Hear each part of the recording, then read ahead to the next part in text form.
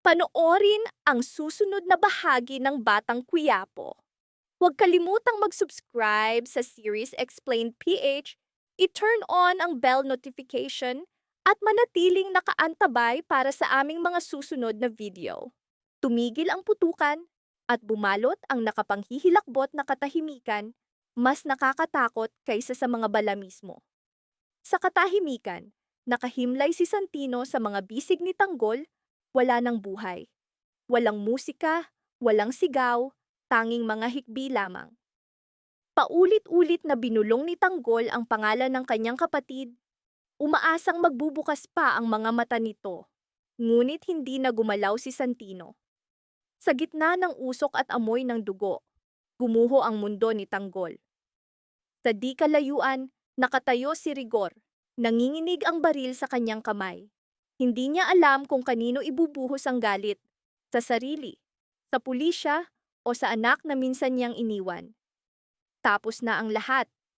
Nakatitig siya sa katawan ni Santino. Para bang may nais sabihin. Isang pakiusap, isang paliwanag. Ngunit walang salitang lumabas.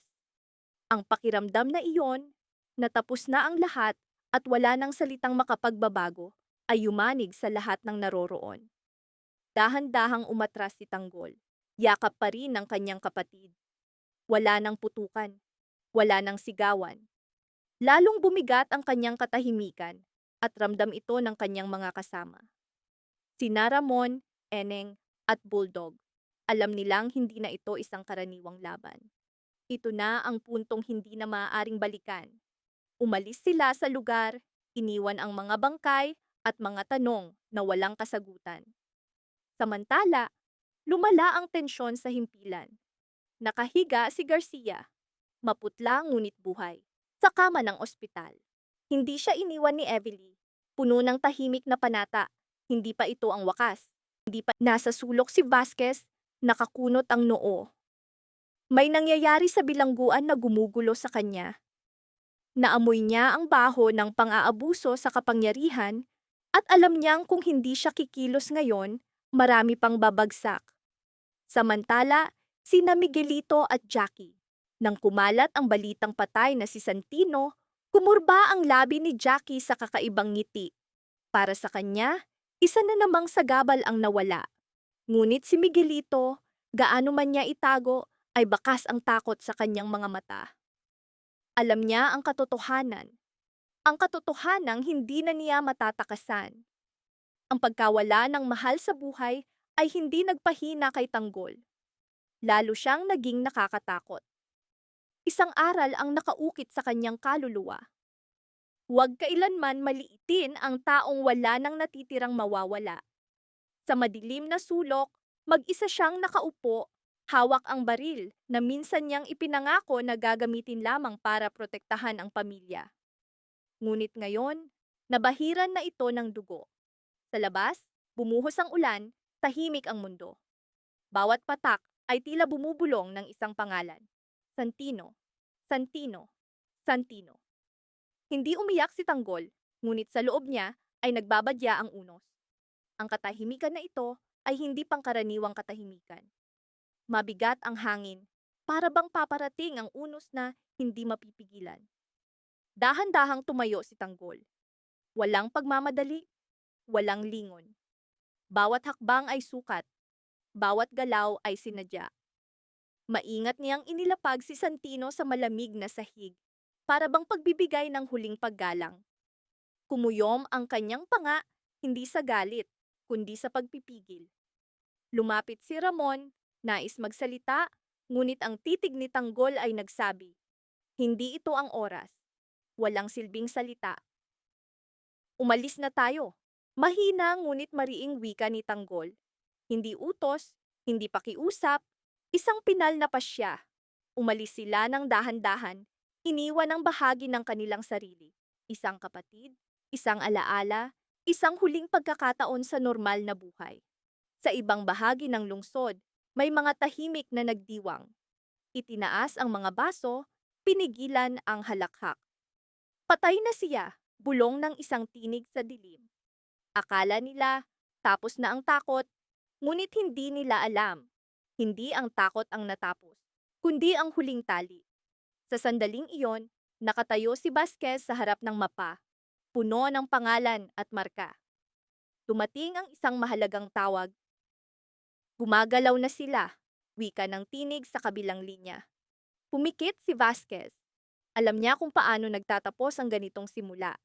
Nasaksihan na niya noon at sa bawat pagkakataon, nauuwi lamang sa dugo, luha at hustisyang palaging huli. Samantala, sa isang abandonadong bodega, mag-isa si Tanggol sa dilim. Napapalibutan ng mga anino, ngunit sa loob niya ay may bagong anyo na umuusbong. Isang taong wala ng tali, handang harapin ang paparating na unos. Mabigat ang katahimikan sa loob ng bodega. Bawat kaluskos ng bahagi ng baril ay parang kumakaway sa pangalan ni Santino sa isip ni Tanggol. Ngunit sa kanyang mga mata ay walang paghihiganti, walang awa, tanging malinaw na layunin. Ang mga naniwalang ang kamatayan ni Santino ang katapusan ay nagkamali. Sapagkat minsan, ang pagkawala ng mahal sa buhay ay hindi wakas, kundi simula ng digmaang wala ng batas. Sa pagsara ng pinto, tila ang hangin mismo'y bumubulong. Sino ang susunod? Humaba ang gabi, ayaw umusad. Tahimik na nakaupo si Tanggol. Wala na ang baril sa kanyang mga kamay, ngunit bumabalik ang mga alaala. Ang halakhak kasama ang kapatid, ang mga pangako, ang mga sandaling maaari sana silang lumayo, ngunit pinili pa ring lumaban. Biglang tumunog ang telepono. Minsan, 2 beses. Sa wakas, sinagot niya. Ang pangalan sa screen, Vasquez. Mula sa anino, mariing wika ni Ramon. Sagutin mo. Hindi utos, hindi payo, kundi paalala na hindi nag-iisa si Tanggol. Tumigil ka, sabi ni Vasquez. Mapait nang ngumiti si Tanggol. Ngayon mo lang sinasabi? Tugon niya. Mabigat ang hininga ni Vasquez. May mga galaw na hindi ko na mapipigilan. May mga utos mula sa itaas.